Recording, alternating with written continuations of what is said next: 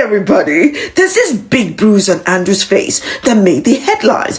And I thought I'd just come on here real quick to tell you that I don't care. He fell down the stairs, I don't care. Someone punched him in the face, I don't care. The door hit him on the way out, je ne care pas. Now let's get to the crux of the news. Andrew Mountbatten-Windsor received an undisclosed private income by subletting 3 cottages on his Royal Lodge estate, according to the public spending watchdog. The National Audit Office said Andrew had been paying a peppercorn rent to the Crown estate for the properties. It also found that King Charles paid rent from his private income for accommodation in royal palaces for Princess Eugenie and Beatrice, who are non-working royals. This disparity is honestly disgraceful. I need to draw this out for you. Andrew was busy living the lavish life in a 30-room home, which he was paying peppercorn rent for, which must mean nothing, and still subletting and probably making thousands, right? And his children were living rent-free in some of the most sought-after places. And some of you would swear by the royal family. Some of you have no sense to understand the existence of this monarchy feeds into the economic disparity and income inequality that exists in Britain. But even if you don't care about that, because I think some of you have this servitude mentality that is a cancer you need to be cured from. Even if you don't think about that, can we just call out the double standard hypocrisy here? Because I remember how much flack the British public gave Harry and Meghan. How much the British public demanded that because they're no longer working royals, they shouldn't make any money. Don't use the titles, nothing. And this couple went on to make their money. This couple have not taken a cent, or shall I say a penny, from the British public. But there are loafers, benefit scroungers, like Andrew and clearly his family, that live off the British public. Yes, before you say to me, oh, but that is from the king's private income. The reason the king can have a private income is because you are subsidizing a lot of the stuff that he has. You are giving him more money than he needs. I don't know when you guys are going to wake up and smell the freaking fishy smell of corruption, of classism, the wealthy being wealthier off your backs. I don't know about you, but I'm already there, and I'm having none of it. And there it is.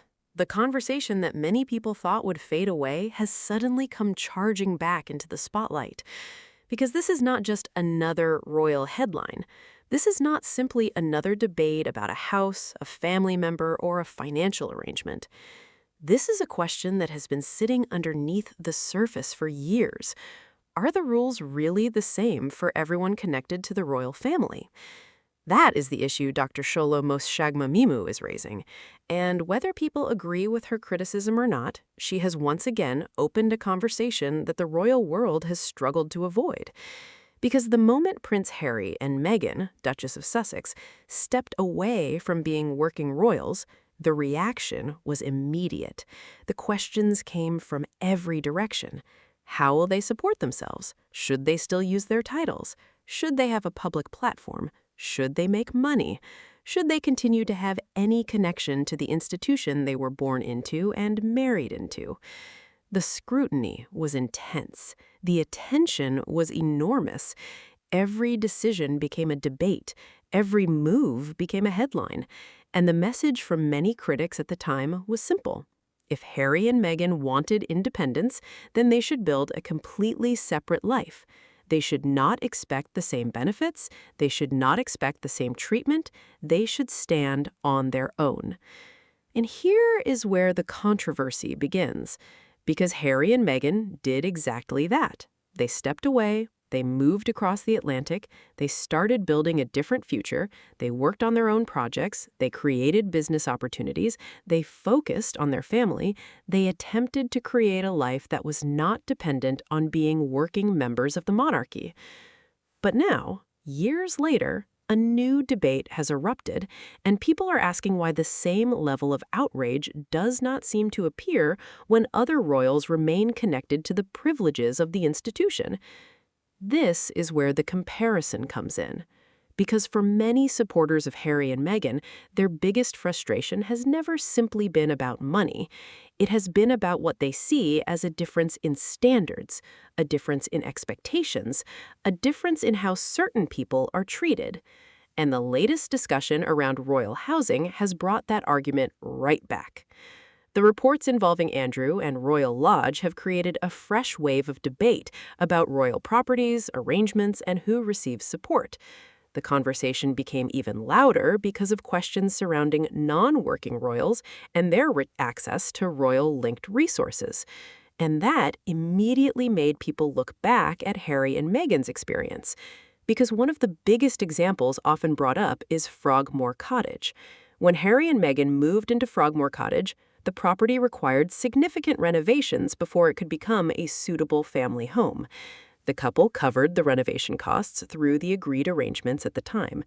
Yet, even after that, Frogmore Cottage became one of the most discussed parts of their royal story. The home became a symbol of the argument over whether Harry and Meghan were receiving too much, too little, or something completely different.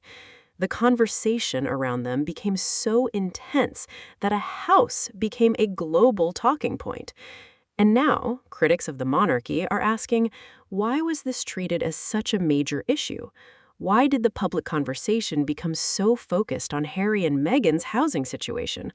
Why did they receive so much criticism for their choices? And why are similar questions not always asked with the same intensity elsewhere? That is the debate being highlighted. Not everyone will agree with it, but that is the debate. Because once you start looking at the royal system as a whole, the questions become bigger than individual people. The monarchy operates differently from almost any other institution in the world. It is a family, it is a symbol, it is a historical institution. It is also connected to enormous privilege. And because of that, people naturally expect accountability, especially in a modern world where transparency is demanded from almost every public figure. The days of simply accepting things because they have always been done that way are changing.